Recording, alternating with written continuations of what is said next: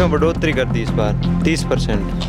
मतलब पहले फीस थी साइंस कॉलेज बीएससी की 28,000, उसको कर दी 39,000। लेकिन आपकी जो मांगे वो ये है कि हर बच्चा किसी भी आईडी के साथ किसी भी महाविद्यालय में जा सकता है। देखो। सर यही तो मेरा सवाल है, छात्र नेताओं के अलावा भी यहाँ हजारों बच्चे हैं।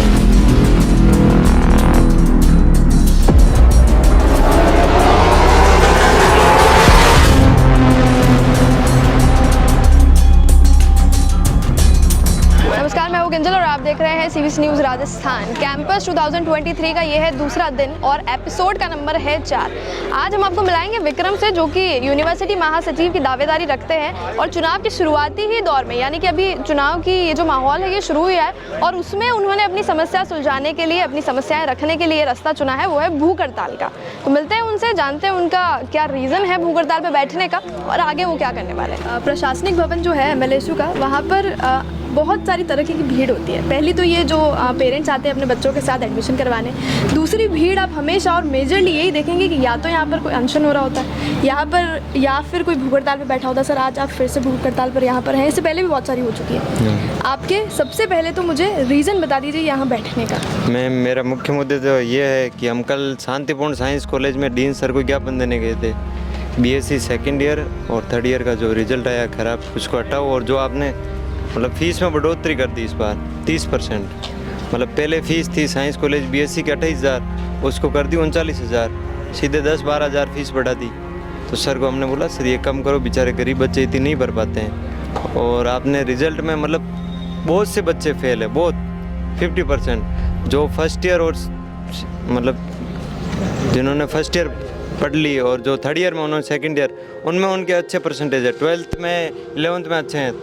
इस बार क्यों बिगड़ा? सबके मतलब सबको फेल कर दिया कॉलेज में।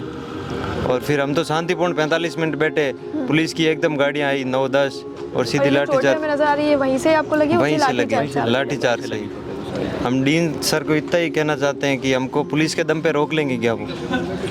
अब आगे इन्होंने 17 तारीख बोला है, 17 तारीख को ये नहीं मानेंगे तो मैं साइंस कॉलेज डीन ऑफिस के बाहर आमरण अनशन पे बैठूं। फिलहाल जो अभी आपकी जो भूख हड़ताल थी ये सर के हिसाब से तुड़वा दी गई है। तो आपको लगता है कि ये सिर्फ आपको यहाँ से उठाने के लिए या फिर सिर्फ आपको ऐसे ही मनाने के लिए? सर ने मेरे को आश्वासन दिया है, ना तो अभी यहाँ कुल सचिव है और ना कुलपति है। सर से कॉल पे बात हुई है, सर ने बोला 17 तारीख तक पोस्टपोन कर। 17 तारीख को जो तुम्हारा करना है वो करना। मैंने तो इतना ही बोला, मैं आमरण अनशन पे बैठा और फिर यही नारे लगेंगे डीन हटाओ बस।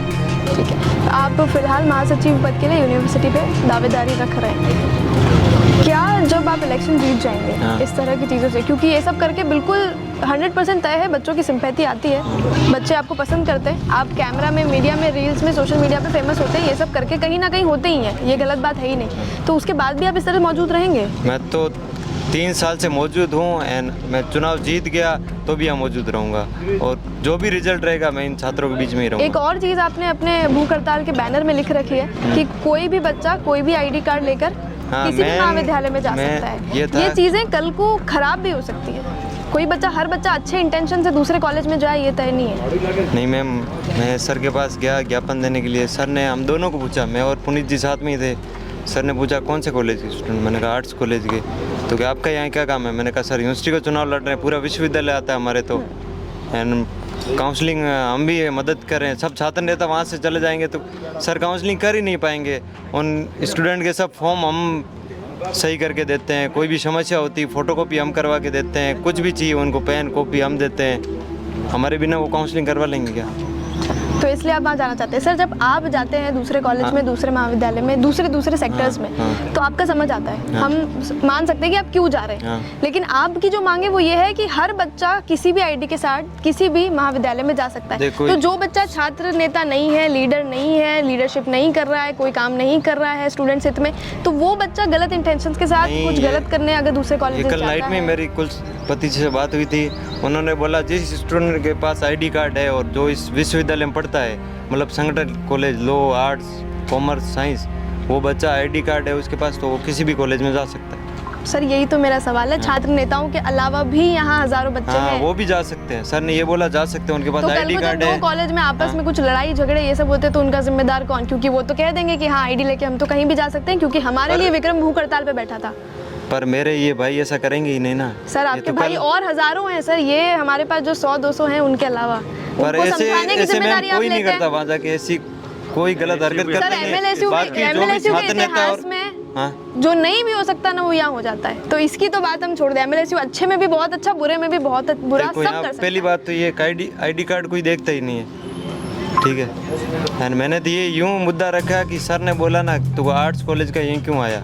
आपका इंटेंशन सर मैं समझ गई, बहुत बढ़िया है, लेकिन कल को जो मेरा सवाल है उस पर अगर कुछ होता है तो तब आप छात्र हितों में ग्राउंड पर आएंगे, जिम्मेदारी लेंगे? मैं जिम्मेदारी लूँगा और छात्रों के लिए 365 दिन यही था, यहीं रहूँगा। आगे भी यहीं रहेंगे। बिल्कुल। अब अगली जो हमारी बात होगी वो 17 तारीख को, 17 तारीख को जो भी रिजल्ट रहेगा आपको भी बताएंगे, आप बिल्कुल हमें बताइएगा। धन्यवाद जरूर। सर। तो हमने आपको मिलाया यूनिवर्सिटी के महासचिव की दावेदारी रखने वाले विक्रम से, जिन्होंने इनिशियल स्टेजेस पे चुनाव के शुरुआती दौर में भूख हड़ताल करने की सोची, जो फिलहाल के लिए खत्म हो गई है। और 17 को एक बार फिर से इसका रिजल्ट आएगा। अगर इनकी मांगे पूरी नहीं होती है तो 17 को एक बार फिर से यहीं पर आमरण अनशन की बातें कर रहे हैं। तो देखते हैं आगे क्या होता है। और फिलहाल कैंपस के एपिसोड्स को आप उतना ही प्यार दीजिएगा जितना पिछले साल दिया था। और मैं हूँ किंजल और कैमरा पर्सन है सानिया।